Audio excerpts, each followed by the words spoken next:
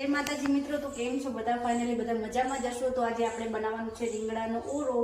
तो तेनी माटे आपणे રીંગણુं શેકી नाखशुं અને આપણે 4 રીંગણા શેકી નાખ્યા છે અને એક શેકવાનું બાકી છે।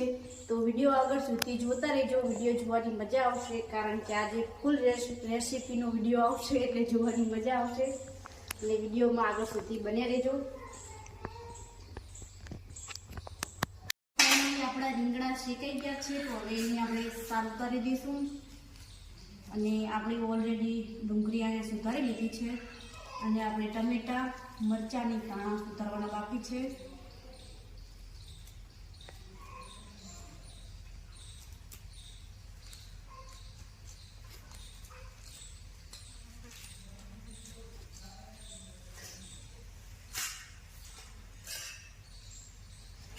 પેલું ટમેટું કરી નાખશું, પછી રીંગણાને ફોલી દઈશું, પછી એની સારું કરીશું।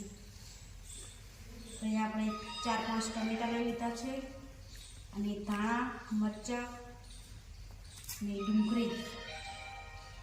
તો આજે ઓરો જોરદાર બનાવવાનો છે તો રેસીપી જોવાનું ભૂલતા નહીં। તો ફાઇનલી આપણે રીંગણાની સાલ ઉતારી લીધી છે। તમે જુઓ ગાઈસ, આપણે રીંગણાની સાલ ઉતારી લીધી છે ને આપણે બધો મસાલો પણ તૈયાર કરી લીધો છે અને હવે આપણે ઓરો બનાવવાનો બાકી છે।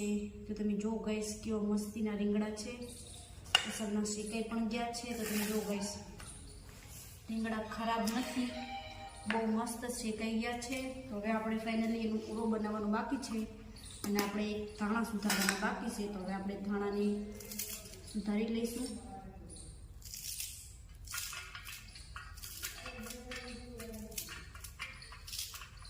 અને રીંગણાનો ઓરો કને પસંદ છે તે ખાસ કોમેન્ટમાં કહી દેજો।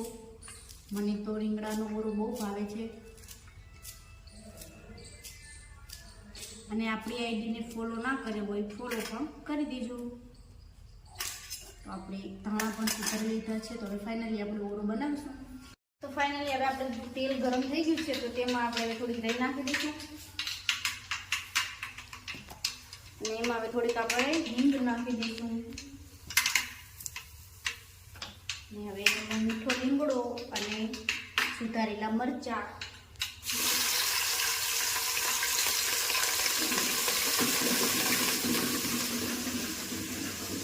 હવે આપણે એમાં ડુંગળી નાખી દઈશું